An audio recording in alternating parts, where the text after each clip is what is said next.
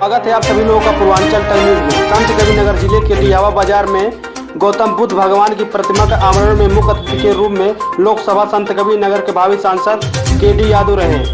व्यवस्थापक रहे विजय बहादुर मौर्य। विशिष्ट अतिथि के रूप में पूर्व सांसद लालमणि जी रहे, पूर्व एसआई सुरेंद्र मौर्य, पूर्व ब्लॉक प्रमुख शिवनाथ यादव, देवी प्रसाद मौर्य, प्रवक्ता ईश्वर चंद मौर्य, भानु प्रताप गौतम, सजन लाल गौतम, ब्रजेंद्र मणि, राहुल गौड़, किरण चौहान, कृष्ण मोहन मौर्य काफी संख्या में प्रवासी मौजूद रहे। आइए सुनाते हैं क्या कहे लोकसभा भावी सांसद के.डी. यादव।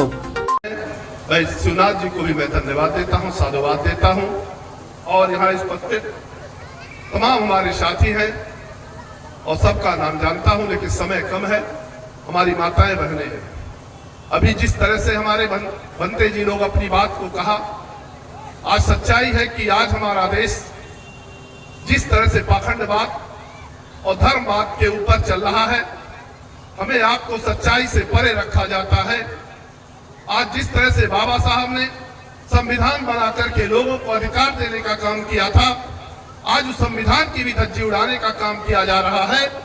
आज वैसे ही आज जो ये धरती है बुद्ध की धरती है, जो पूरी दुनिया में बुद्ध भगवान को मानने वाले लोग हैं, और आज हम आप भगवान बुद्ध को नहीं मानते हैं क्योंकि जानकारी नहीं है। लेकिन धीरे धीरे लगता है जब बहुत ही पानी सर से ऊपर चला जाता है और उस सर पे जाने के बाद झूठ कपोल कल्पित बातें आती है, तो जरूर लोगों के बीच में तय होता है कि हमें सच्चाई के रास्ते पे चलने से ही भलाई होगा। वो रास्ता है हमारा बुद्ध के रास्ते पे चलने की जरूरत है। आज अभी हमारी बहन बोल के जा रही थी, आज हमारी बहनों के बारे में बताया कि हमें आपको बाबा साहब ने अधिकार दिया संविधान के तहत महिलाओं से लेकर सभी समाज को। ऐसा नहीं है कि खाली पिछड़े दलित महिलाओं के बारे में ही उन्होंने दिया है अधिकार। जो अधिकार बाबा साहब ने दिया उस अधिकार को भी आज हनन किया जा रहा है। इस पे हमें आपको सोचने की जरूरत पड़ेगी। आज यही देश आज क्यों पिछड़ा है? जब भारत देश 1947 में गुलाम था, 1947 में आजाद होता है, और आज की हालत पूरे दुनिया में सबसे पीछे हमारा ये देश है। इसका कारण भी हमें आपको जानने पड़ेगा। जानना इस बात का है कि आज हमें आपको धर्म में लपेट करके, जो धर्म ऐसा है कि जो मानवता के खिलाफ है, जो इंसानियत के खिलाफ है, जहां पर इंसान को छोटा और बड़ा बना करके इस देश में अगर माना जाएगा तो ये देश कभी तरक्की नहीं कर सकता। 1947 में आजाद हुआ, आज इसके बाद और भी देश ऐसे हैं जो गुलाम थे। जो आपका चाइना 1949 में आजाद होता है, आपको मालूम भी है, आप पता कर लेना।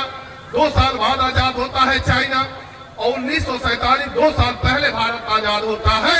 इसका कारण क्या है कि आज हमें विश्व के पटल पे सबसे पीछे क्यों खड़ा रहना पड़ता है? कि बस केवल हमारे देश में जातीयता, धार्मिकता भी चाइना से आगे होने का काम करता है। जब यहीं पर यहाँ के प्रधानमंत्री जब बाहर जाते हैं, किसी देश में दौरा करने जाते हैं, तब उनका संबोधन भगवान बुद्ध से शुरू होता है, न कि राम से शुरू होता है। तब कहते हैं मैं उस धरती से आया हूँ जहाँ पे बुद्ध पैदा होते हैं। हमारा देश बुद्ध को मानने वाला देश है। हमारा देश युद्ध को नहीं मानता, तो जाकर के वहाँ भगवान बुद्ध की बात करते हैं। तो यहाँ पर हमें आपको क्यों नहीं मानना चाहिए? आज हम सब अभी बात कर रहे थे बनते जी कि जब आज बुलेट ट्रेन, जो जापान ऐसा देश है, छोटा सा देश है जो बुद्ध को मानने वाला देश है, आज वहाँ की जो टेक्नोलॉजी, जो वहाँ की जो तरक्की, जो वहाँ का जो साइंस है, विज्ञान है, आज पूरी दुनिया के लोग उससे लोहा मानने का काम करते हैं। तब प्रधानमंत्री आज वहाँ के राष्ट्रपति शिंजो को बुलाते हैं इस देश में कि हमें भी आप हमारे देश में आओ और हमें भी बुलेट ट्रेन की तकनीक और हमें भी देने का काम करो। आते हैं वहाँ के राष्ट्रपति, तो हमारे प्रधानमंत्री जी जाते हैं बनारस में, जाते हैं गंगा आरती करते हैं, 3 घंटा खड़ा होकर के गंगा आरती करते हैं। तब वहाँ के राष्ट्रपति कहते हैं कि भाई मोदी जी, प्रधानमंत्री जी, जब आपके पास 3-3 घंटा आरती करने का समय है तो फिर आपको बुलेट ट्रेन और तकनीकी की जरूरत नहीं है। तब वहां पर एक कटाक्ष जब करते हैं तो लगता है कि आज जब इस देश में हमें तरक्की करना है तो एक एक मिनट एक एक समय की जरूरत है। वो समय हमें आपको बुद्ध के ज्ञान से आगे बढ़ने की जरूरत है। भगवान जो हम लोग आज नहीं मानते हैं, आज लगता है कि आने वाले समय में सभी लोग जानकारी हो रही है। हर लोग आज जो बुद्ध का धर्म है, साइंटिफिक धर्म होने के नाते, वैज्ञानिक धर्म होने के नाते जो उसे माना है, जो समाज माना है, जो पढ़े लिखे लोगों ने माना है, जो देश माना है, आज वो उत्तरोत्तर बढ़ने का काम करते हैं। इसी नाते मैं आप लोगों से जरूर कहूंगा कि आज मौर्य जी ने आपने जिस तरह से एक कार्यक्रम कराया है, इसके लिए मैं बहुत बहुत धन्यवाद देता हूं। और चूंकि समय कम है, लेकिन हम आप लोगों से यही निवेदन करेंगे, चूंकि हम भी भगवान बुद्ध को बहुत मानते हैं। मैं गया था कुशीनगर में आज के 3-4 साल पहले, मैंने वहां पर जाके दीक्षा लेने का काम किया।